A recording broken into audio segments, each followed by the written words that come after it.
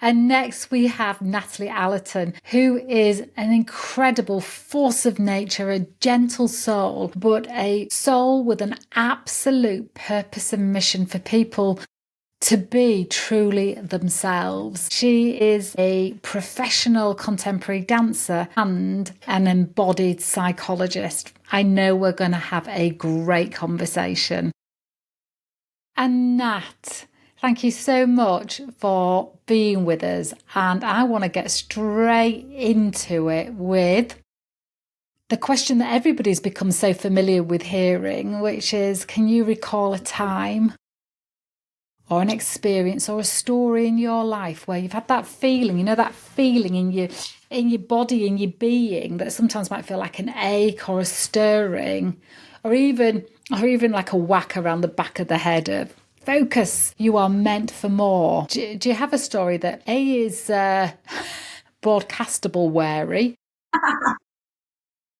Yeah. Yeah, you know what? It's interesting because coming onto the podcast, I thought I don't want to overthink about it before and to come up with a story that feels constructed almost, you know? And actually, as you're asking that question, the thing that came to my mind was so I was a professional contemporary dancer. You know, with that, I started professional dance training really, really young. I was probably about 11 when I turned into, it went from hobby to professional training. And with that, kind of takes away some of your childhood in a way. You kind of expected to be an adult quite young. You're expected to have a level of commitment that most children aren't expected to have.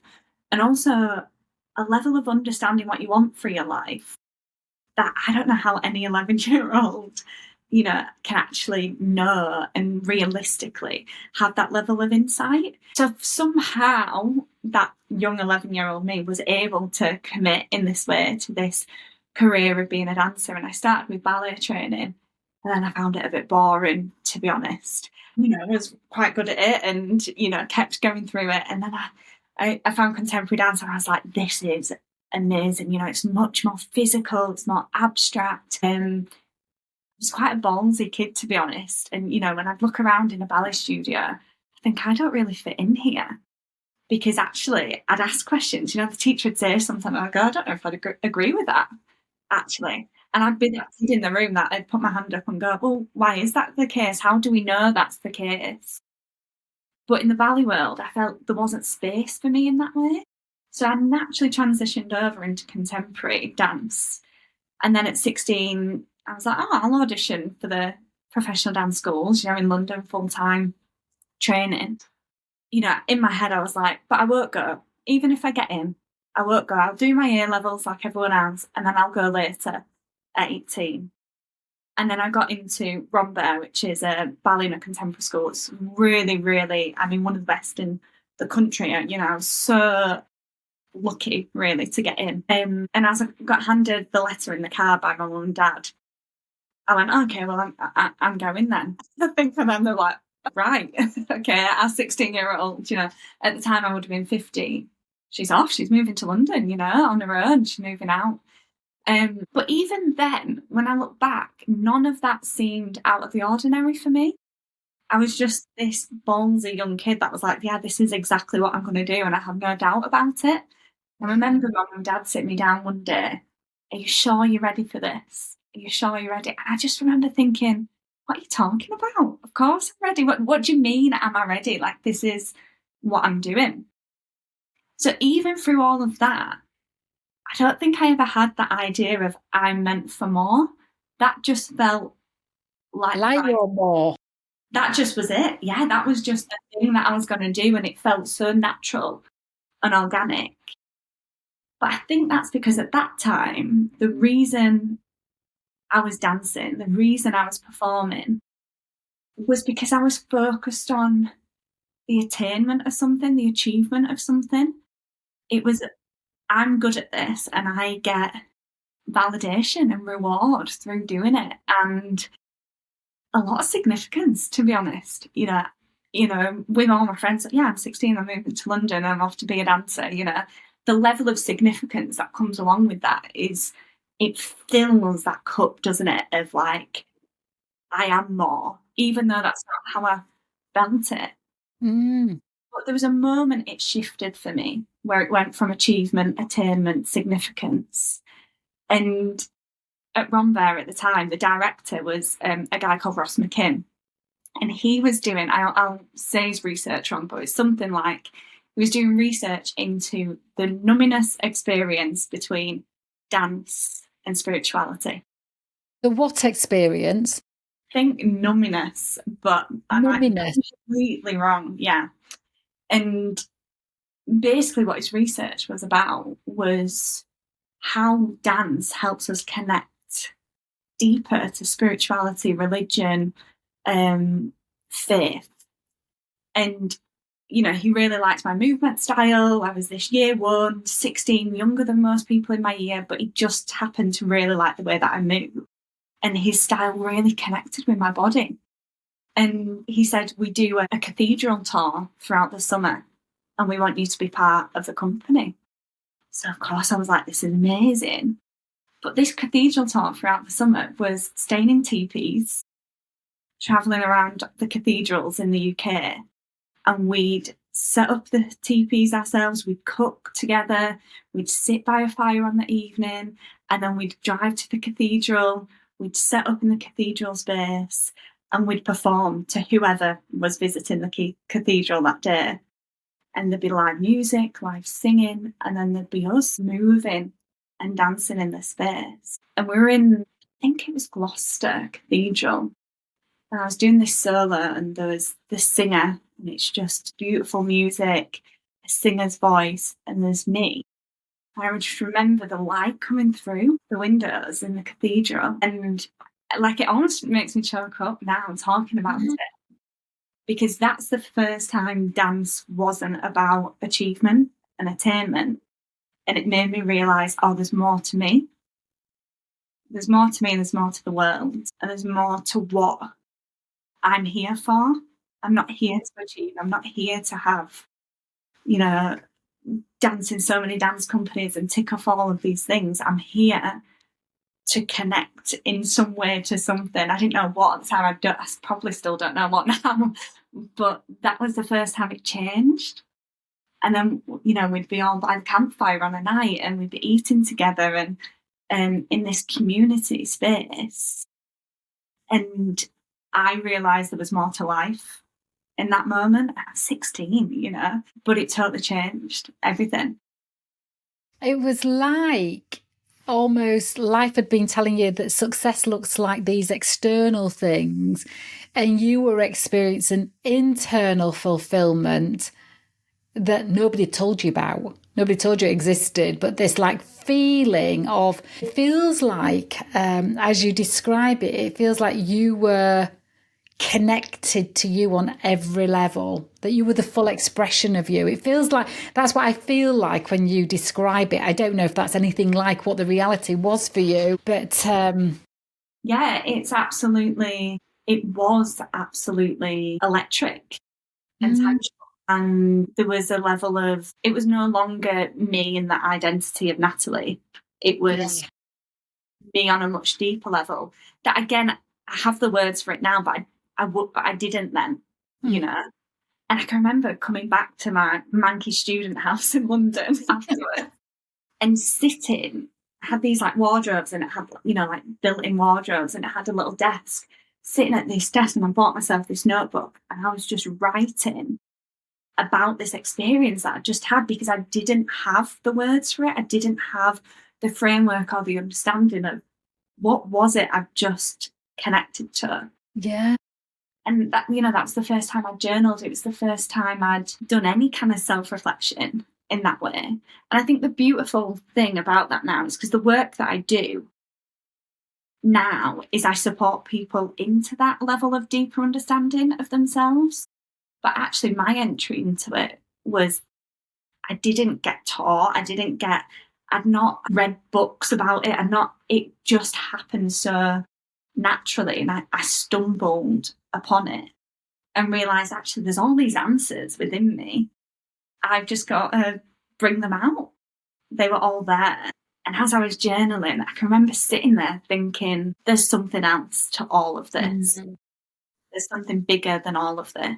But my experience wasn't like, what you can hear some spiritual teachers say, which is like, I can remember reading The Power of Now, and Eckhart's like, yeah, and I felt like that ever since, and that's not been my experience. I've always had this knowing that there's more to me, to the world, to every single connection that I have with people. It comes in and out of focus all Yeah. the time. Because we have so much distraction, don't we? There's so much to our reality than just being with ourselves to be able to hold that train of thought or that awareness. There's so much.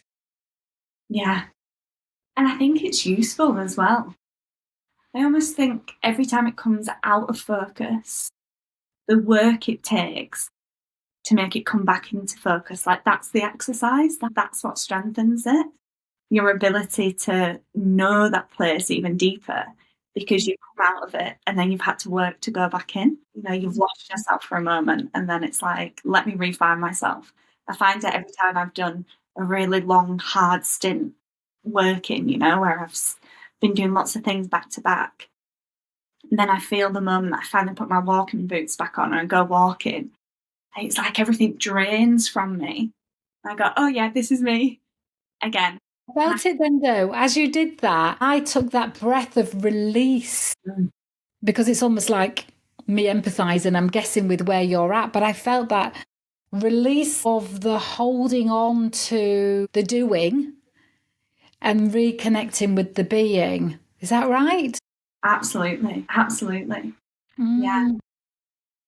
And it's funny because there's two parts of me. There is still that like driven, high achieving, bonkers part of me that is just like, yeah, I want to do this. I want to go out and achieve all of these things. Yet running alongside that part of me is always this other part now, this like deeper knowing that, would give everything up tomorrow kind of thing, because I've experienced something so much deeper to it all, Yeah. Yeah, and I feel that your childhood really connected you with drive, discipline, sacrifice, focus that will always be a part of your structure, but you've learned to have that imbalance rather than where am I going to spend this? I need to be in doing mode all the time because that what you've described it as is so external. Whereas that's where stress is, that's where anxiety is, that's where depression is, loneliness is in that external experience. And that what you experienced on that dance floor in that cathedral in Gloucester was a real connection to yourself that you hadn't had at that depth or level before, that you've never forgotten.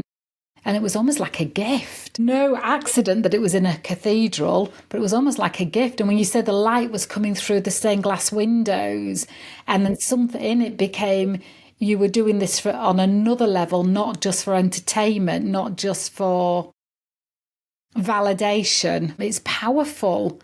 It's powerful stuff. And so your profession now is an embodied psychologist. Just share how you went from being this contemporary I'm going to say sought after dancer to being an embodied psychologist. What happened? What question did you ask yourself, or what nudge did you have? What was a catalyst? Yeah. The reality is, again, it's just been so organic. I've like stumbled on it and gone, oh, this is my path. So I was super lucky. I did my 3 years professional training at Rambert, and then I got straight away onto an apprenticeship with a professional dance company. And the company that I worked for is a full-time repertoire company. Repertoire means that they do, a series of work from lots of different choreographers. And we create that here. We're based in Leeds. And then we travel around the country, around Europe. We go to China, stuff like this. And that was my first entry into professional dancing life. And I was lucky to then get a full-time contract after that. And like, this is like gold dust in the dance world because everything is freelance, everything's project by project, maximum 6 months, and then you don't know what you're doing after. Yeah, hand to mouth. Hand to mouth. So many of my peers, straight out of professional training, some of the most incredible dancers in the world are working in coffee shops, are working in bars, just while the next audition's coming up, and then, they might not get it, so they still work. And that's typically the life of a dancer. But for me, I got into this full-time called Phoenix Dance Theatre company, and that was my life. So I had this like intense experience of being a dancer in such a short space of time, within a decade. But towards the end of it, what I realised is I was no longer interested in the dance side of it. I didn't care how high my leg was or whether my hand needed to be here or here or on 7 or 8. I just stopped caring about it. And I'd find myself, we'd do company class every morning to warm up, an hour and a half, and it was like a slog getting through it. And my eyes were looking at the clock, a million times. I thought, there's something that's not aligning anymore for me. Mm. And I realised the only time I was fully present in the studio was about the people. And I was thinking, oh, that's interesting that person took that comment like that, but that one took it in that way. And how interesting that when we're looking at, I don't know, Haitian voodoo spirit, that's the type of thing contemporary dance looks at. When we're looking into that makes this person feel this way, but this one feel this way. And I'd get so fascinated by the dynamics at play in the studio. And alongside this, I'd met my partner who, just released an online mental health magazine.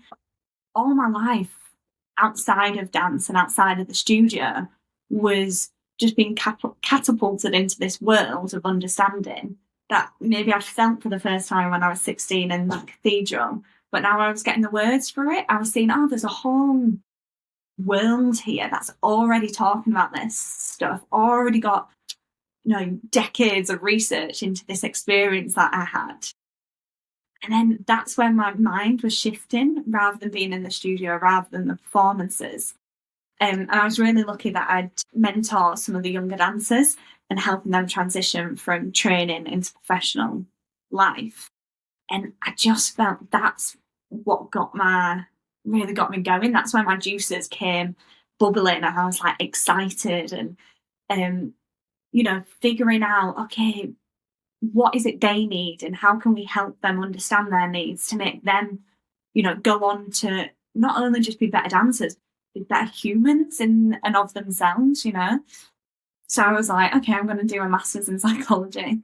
And I did that for the first year alongside, full-time performing. And then the second year of the master's, actually, I'd left my dancing job and me and my partner went travelling. And I did the second year fully online whilst travelling. And I thought psychology, in its truest sense, what most people see it as, was the area that I wanted to go into.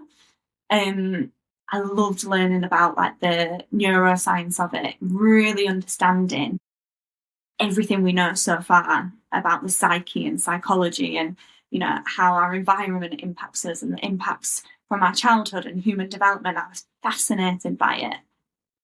But there was always something within that everything that I ever looked into, I'd go, yeah, but what if, but what comes before that, It just never felt like the full picture.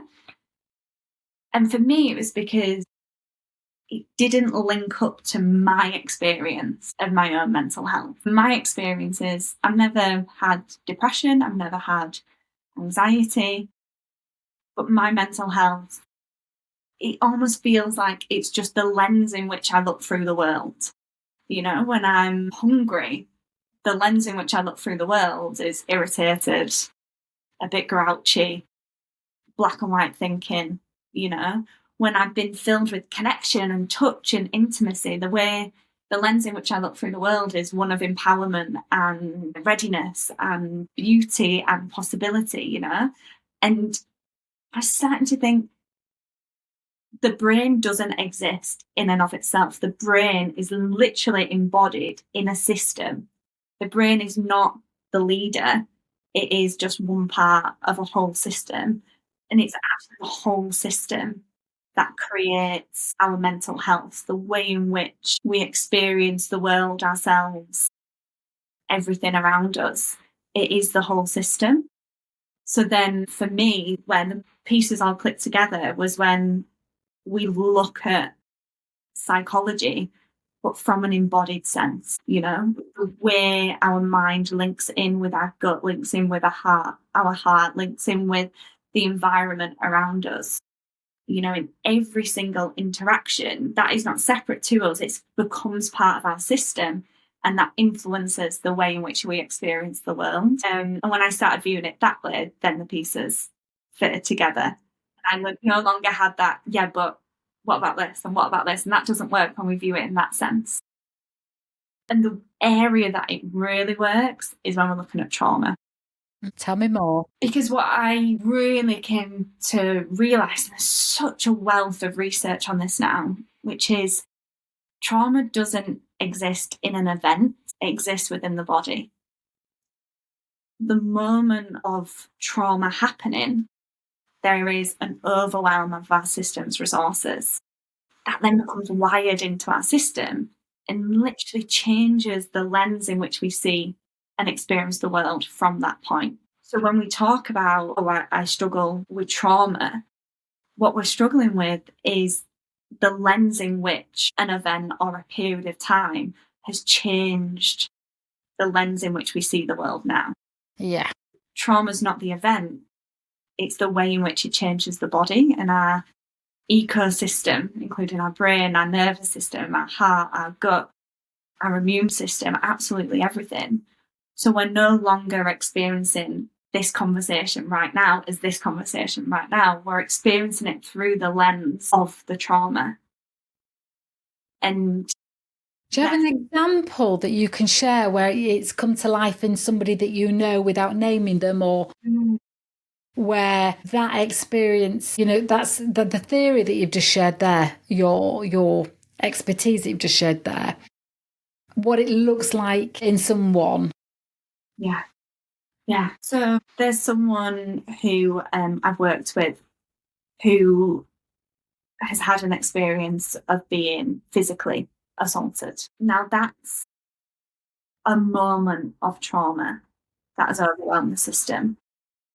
But the reality is that that moment of trauma, that's not the only moment that has overwhelmed the system, because from that moment of trauma, then there's the domino effect of all the moments following that, which have then almost continued to overwhelm the system because of having to live in a world and act, almost as the identity that everyone sees you as when you're no longer experiencing the world in that way. So this person that I worked with, even just walking past people in the street, they would start having tingling in their hands. The noises would start changing that they're hearing. It would start being that they'd be picking up on all the individual deep voices that are around, but not hearing words, just hearing the sharpness and that bellowing sound within the voices. It would feel like people were moving closer in on them, and they'd think, "God, why is everyone so close to me?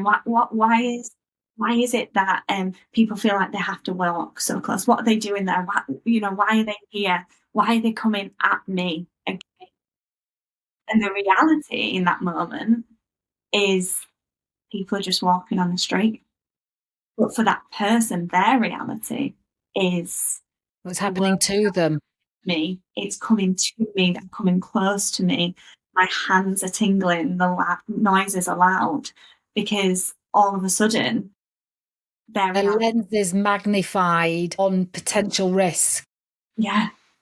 And psychology, the typical way of looking at this would be, say, for example, a CBT lens would be, well, let's go through the thoughts, the feelings, and the behaviors that are coming, and let's, critically analyze them. How true is this thought? But actually, that's only working on the level of the thinking.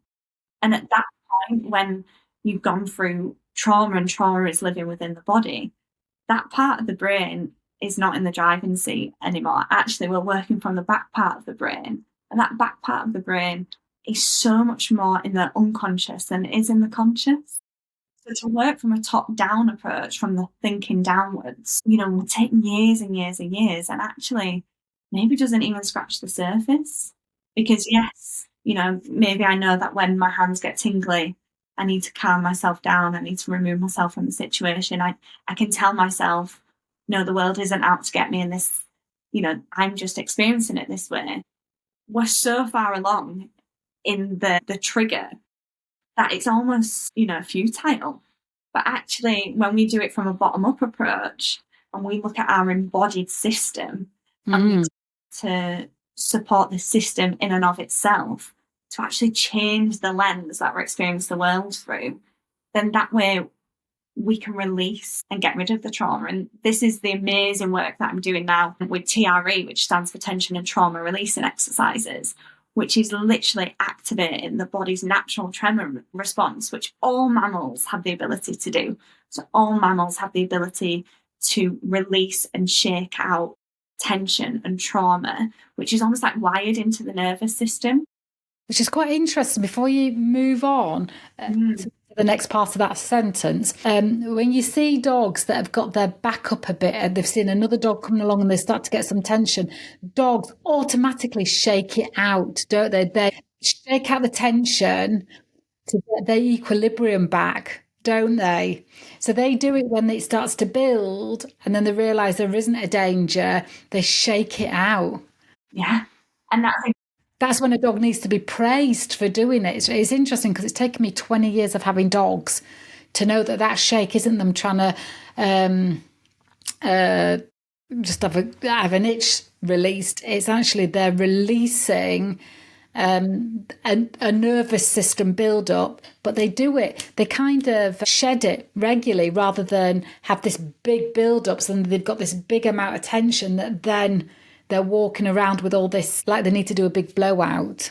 Does that make sense? And just forgive me, because as we were having this conversation that felt really deep and meaningful, Lexi, my golden retriever, that I adore having her around. I don't want to shut her in another room. I've got her in here, but she's snoring.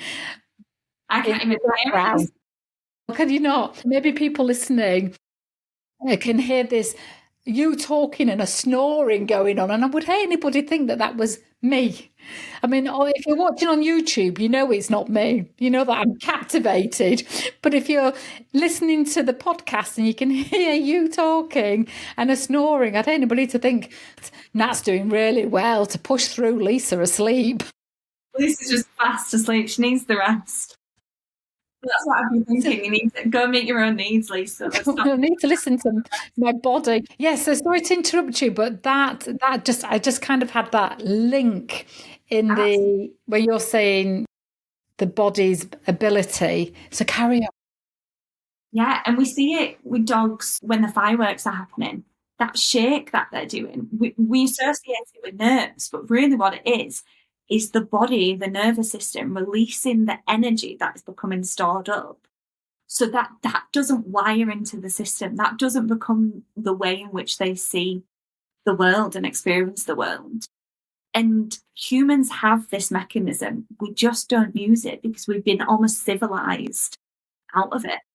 It isn't usual for us to be in a situation after we've just had a really awkward encounter on the street to just shake like a dog would. So actually we hold it in, we store it. And just share a little bit about civilized out of it, what that means. Yeah. So our system, our nervous system, is very, very similar to all other mammals. So our nervous system is scanning our environment 24/7, whether we like it or not. And this is all happening unconsciously. And it's looking for one thing: threat cues / safety cues. So threat cues are, how safe am I right now? That person's frown in their eyebrows, what's that telling me? The temperature has changed in here. What's that telling me? My heart rate is increasing. Actually, the tone of that person's voice, is that safe?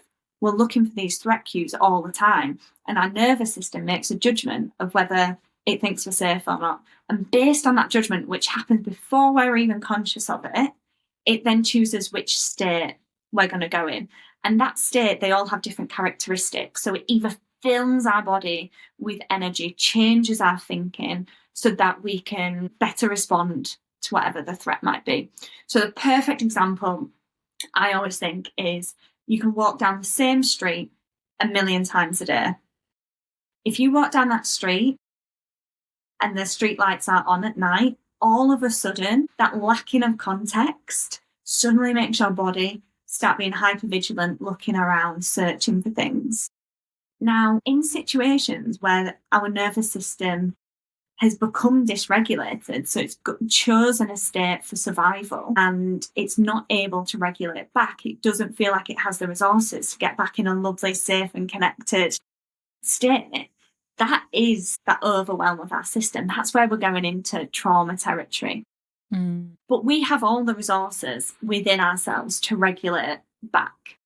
But in our society over hundreds of years, the resources we have within our system, we're not able to use. So we value being polite, keeping face, over responding to what our nervous system wants us to do in that moment. So, if we feel uncomfortable in a situation, we will hold ourselves there, still smiling, still nodding, and not just get up and leave, or not move to another side of the room, or move away from that person. We force ourselves to stay there, which is going against absolutely hundreds and millions of years of evolution. But we do it because that's what we're told we're supposed to do. Well, and also, I'm hearing this and I think, oh, you're so right, because what a dog would do is just carry on, just walk away. Like Lexi, I mean, I know I relate everything to Lexi, but Lexi, if she saw a dog, you either fight. Yeah. And my other retriever, who had been traumatized, would get stuck in first if she felt threatened. So I would have to navigate her elsewhere before that even connected. Whereas Lexi has the most gorgeous temperament because she's not really carried the trauma. She has been attacked, but she just shook it off and let it go. What Lexi does is she sees something that she doesn't like, she just moves her attention away. But there's something about our conditioning as well, isn't there? That why we would stay being civilized in a situation has so many other aspects to it, like I'm going to man up to this, so to speak. I've got to man up, or I've started, so I'll finish, or I'm not running away from anything. There's all these things that we make mean things that it doesn't mean, that keep us in a situation or a space that we just don't want to be in. And there's also something about identity, isn't there? Who would I be? How would people see me? Not only that politeness. Yeah. How would I be perceived if I just walk away? Somebody will think that I'm a scaredy cat, or somebody will think that I can't man up. Manning up seems to be a thing that's coming into my vocab right now. What's your thoughts about all of that, as well as the keeping the status quo and being civilized? Yeah. Well, we all get given, almost like handed to us, an emotional rule book when we're growing up, don't we? Which is, in certain families, in certain environments, anger's accepted in certain family setups. And within the emotional rule book of that family, it's actually, we accept your anger. We don't accept your tears. We don't accept your softness and your seeking of comfort. So therefore, when it comes to, my nervous system is telling me I'm not safe, for that person who's been given that emotional rule book, actually for them it's safer. They've learned it's safer to show anger than it is to seek comfort, seek reassurance. But then you switch to another family in a different emotional rule book, and actually for them showing anger would be not safe, not accepted, not allowed in their family setup. And actually can have really dramatic consequences. Actually withdrawal, told that you're not welcome in certain situations. And actually, maybe they're more playing that role of the victim, being softer, having tears, maybe a bit more of that fawning response of, I'm here, and going into that childlike state. Then that's what that person learns is okay. But the thing is with these emotional rule books is they take us away from what our body's actually wanting us to do. The hundreds of million years of evolution, which says, No, actually, I think in this situation, the best thing to do is to walk away, or the best thing to do is to stay, or actually, the best thing to do is to do nothing, is to just seek continuity and be still and to wait it out. So, are you saying then that the body's intelligence is a greater intelligence than the mind? We just, or can be, or is it equal to? I would say the mind is the body, and that actually this distinction between the two is kind of what trips us up. So the mind or the brain, however we're thinking about it, sits within a system, just like our lungs sit within a system or our heart sits within a system. Actually, for example, our thoughts is the way in which our body, our nervous system, communicates to us.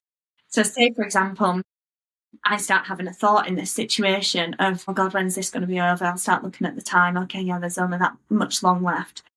What actually those thoughts are saying to me, if I categorize them, is I'm wanting to remove myself from this situation for whatever reason that might be. So I thought is just another message from our nervous system, just like my temperature increasing, or my hands starting to become sweaty, or my heart rate increasing. Our thoughts are just another message from the body. But then what happens is often, especially in Western societies, our thoughts are given prominence over the other messages that our body can offer us.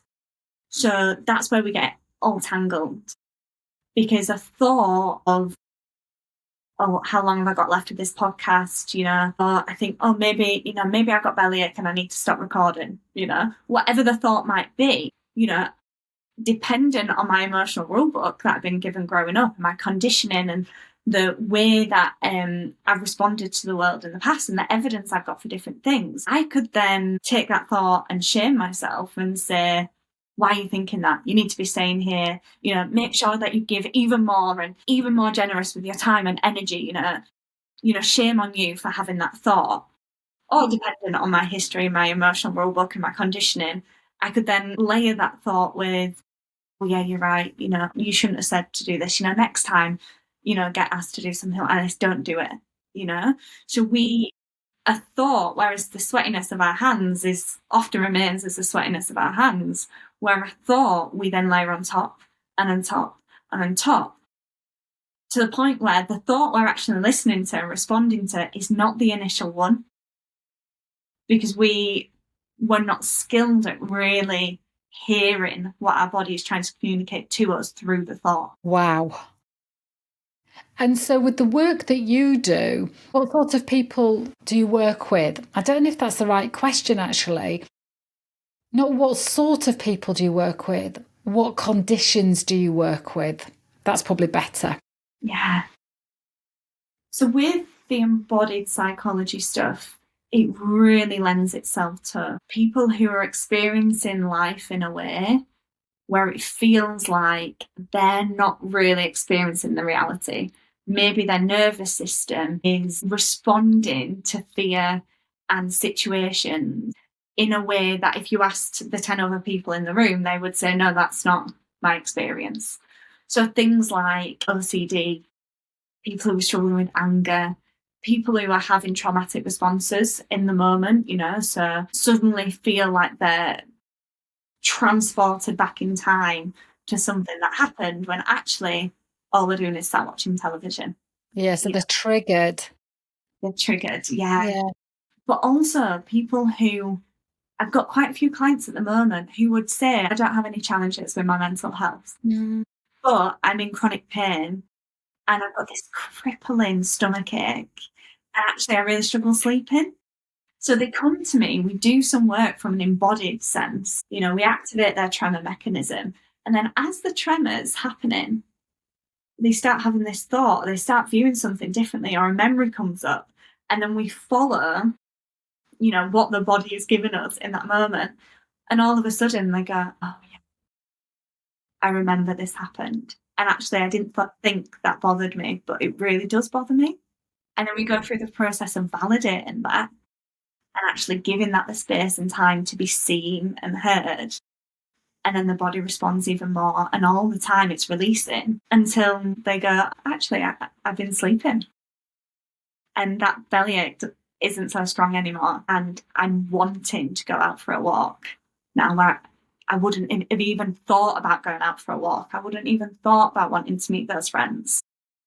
But it just unravels slowly and naturally as, that release, that shaking off of tension and trauma and the really rigid lens that started to come into play. And we believe that it's who we are, but it's not who we are. It's just the makeup of all the times that we weren't actually able to respond as us. We had to hold ourselves back or fold in a certain way. And all of a sudden it unfolds and they go, this is me again. And it's interesting because I think sometimes people might not notice their needs or symptoms because we get so used to having to be strong, so therefore denying our pain or tension or worry that we think since I don't know if it's just this, but since the kind of do your affirmations in a morning era where people are saying affirmations that are opposite to what they're experiencing, but they've been told to just change the thought and everything else follows. And I'm not a fan of that, actually. I'm a fan of us having affirmations of what our true desires are, being clear on that and what we truly believe so that we're focused on the things that are true about us rather than looking at the things that we always have to fix. So I'm wondering whether this kind of reversing what we're feeling with an affirmation that we don't really believe, but hoping that one day we'll believe it because then we'll have it, actually has blocked us from that thread of being a receiver of what's really going on. I don't know if I've put that into English. Yeah, I think it makes total sense. This idea that I have been told that if I am these things, then that's what good looks like. Therefore, I'm going to repeat I am these things in the hope that eventually I'll become them, when that might not be the you that is there in the world. And I work for an organisation called Light and Mind, and our whole ethos is actually we need to point people back to their own innate capability to heal themselves. Because there's so much noise around do this, be like this. And actually, that recovery exists in the future over there once you've gone through all of these steps. And the reality is, you are already a healthy, flourishing, incredible, powerful version of you. It's there. It just might be covered up in certain moments, in certain almost like equations of you. But it's there, and you have the knowledge and the ability within you, not just because we've got, equipment within us, an ecosystem within us that is literally designed for survival, for healing, for growth, but because actually you are a person having a lived experience, and your lived experience is just as valid as any other lived experience. And I work with quite a few people that suffer with panic attacks. And the moment that I absolutely love, and it almost happens with every single one, but in a different way, is when they go, I realise I'm capable to not have a panic attack. I'm capable to feel panic and it not go into a panic attack. And nothing has changed other than they've realised, oh, actually, I have the capability to deal with panic, feeling of panic within my body. And then all of a sudden, what changes is, well, then what is the need for the panic attack? Because I have the capability to manage panic. But if we say to them, when you're having a panic attack, you need to do these 3 things. And when you're having a panic attack, what you need is you need me to support you. When the reality is, yeah, I can be here to support you and guide you, but I'm guiding you back to you. To the absolute knowing that you have the ability and the strength to manage all emotions, because it is you, they're your emotions. And it goes to that. We've been talking a lot on these podcasts about self-awareness. And I think what you're sharing there is when you're self-aware, it's the beginning of true empowerment. Because when you're not self-aware, you think something's happening to you and it's outside your control and you're not in control of it. And therefore, that's the frightening part as well, I imagine, for people. But when you have this self-awareness and self-acceptance, then you have choices and you have an understanding of yourself and you have choices. The time has flown by. I feel like we have scratched the surface. But what I want to ask you in closing is, what would you say to people who have a feeling or even a full out knowing that they're meant for more, but they have got no idea what it is? What would, and you've not been given this question, so you're allowed to breathe and think. Well, you're allowed to do that full stop, whether you have or haven't. We just start off with one question and then we just see where it goes. Yeah, so what would you say to those people that have a feeling that they're meant for more? My mind went to two places. The first place was, who the hell would I be to tell you what you should do or think or feel? Because actually, if you're feeling that you're meant for more, of course you bloody are.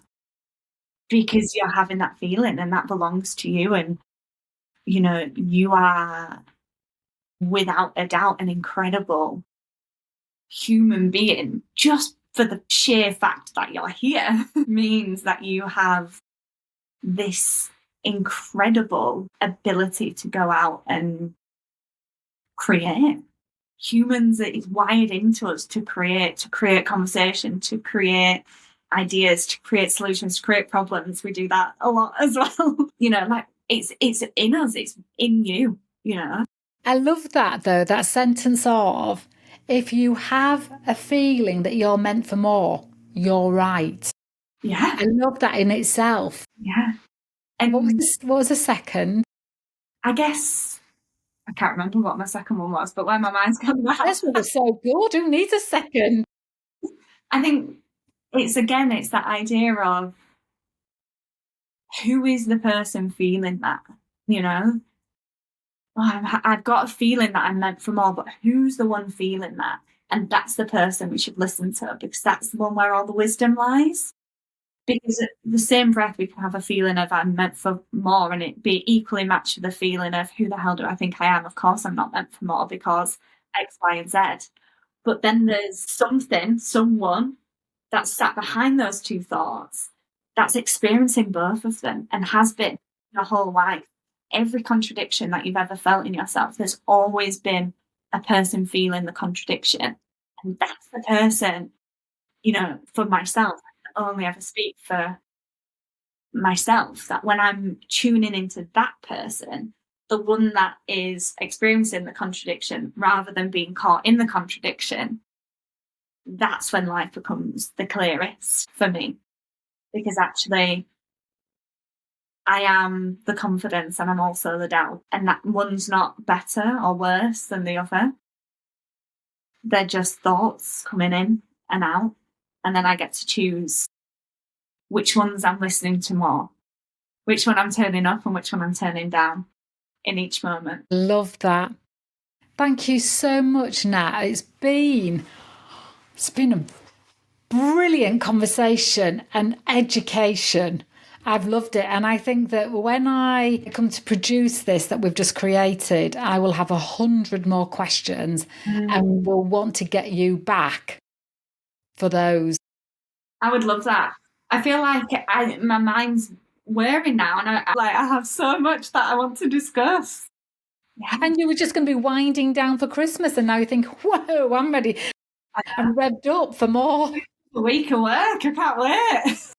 Well, thank you, darling. You've been so generous. I've loved our conversation. As you know, I love you and all that you do and how you do it. So from the bottom of my heart to yours, thank you so much. Thank you so much, Lisa. Wait.